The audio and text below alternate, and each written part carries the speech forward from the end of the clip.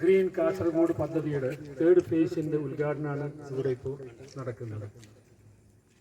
ഏകദേശം 2000-ഓളം മരങ്ങൾ വെച്ച് പിടിപ്പിച്ചിട്ടാണ് ഫസ്റ്റ് ഫേസ് ഉദ്ഘാടനം ചെയ്യപ്പെട്ടത്. അതിനുശേഷം ഇത് രണ്ടാമത്തേത് കഴിഞ്ഞ് മൂന്നാമത്തെ ഫേസിലാണ് ഇപ്പോൾ നമ്മളുള്ളത്. മരം എന്ന് പറയുന്നത് മനുഷ്യൻ്റെ ഭൂമിയുടെ ജീവൻ്റെ ഒരു തുടിപ്പാണ്. മരമില്ലെങ്കിൽ ജീവിതമില്ല, ജീവനില്ല, ഫ്യൂച്ചറില്ല. ആക്കി മാറ്റുന്നു എന്നുള്ളത്, ഭൂമിയിൽ വെള്ളത്തെ തടഞ്ഞു നിർത്തുന്നു എന്നുള്ളത്, മിതശീതോഷ്ണാവസ്ഥയെ ക്രമീകരിക്കുന്നു എന്നത്, സർവോപരി മില്യൺ കണക്കിന് സൂക്ഷ്മ ജീവികൾ അതിൻ്റെ കീഴിൽ അതിനെ ചുറ്റിപ്പറ്റി നിലകൊള്ളുന്നു എന്നുള്ളത്.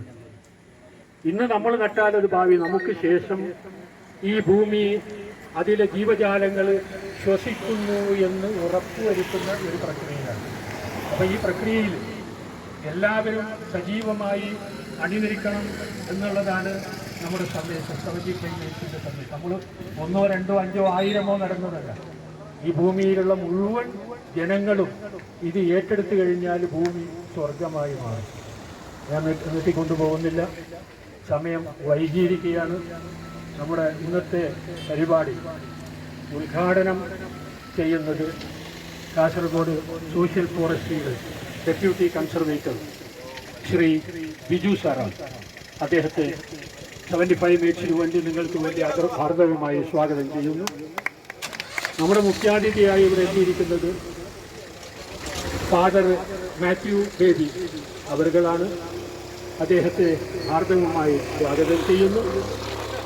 നമ്മുടെ നാടിൻ്റെ ചൈതന്യവും നമ്മുടെ സംഘശക്തിയുടെ സാധക ഘടകവുമായ ഉത്തരദേശം പത്രാധിപർ ടി.എ. ഷാഫിയെ ഹാർദവമായി സ്വാഗതം ചെയ്യുന്നു.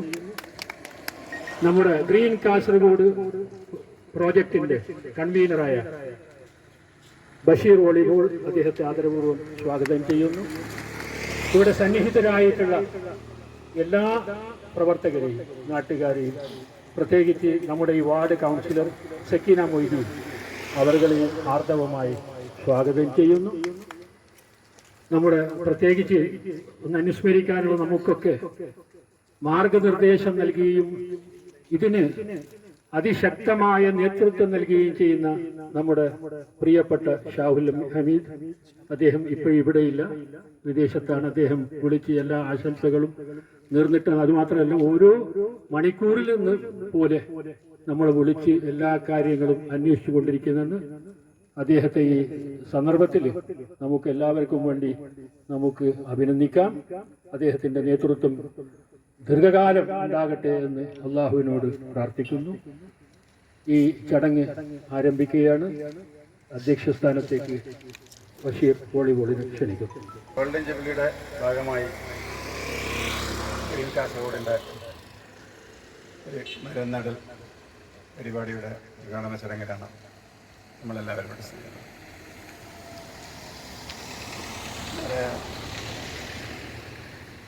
ഫോറസ്റ്റ് ഓഫീസർ ബിജു സാർ, അത്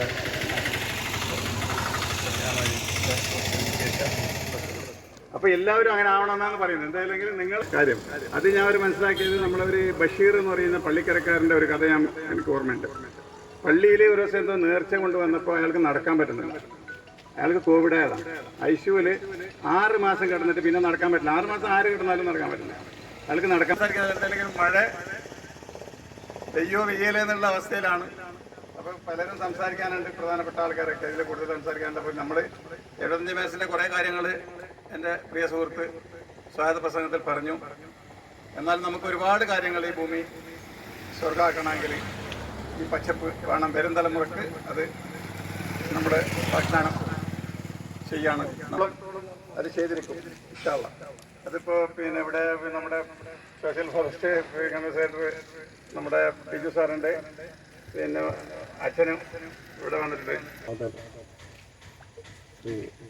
മാത്യു ബേബി, പിന്നെ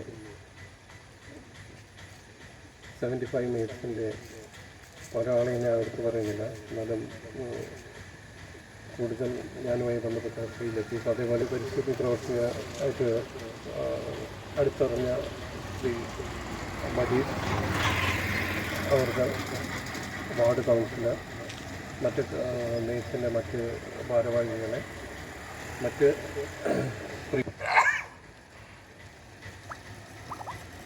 തീർച്ചയായും നിങ്ങൾക്കൊക്കെ അറിയുന്ന പോലെ തന്നെ നമ്മൾ മറ്റ് വിശിഷ്ട വ്യക്തികളെ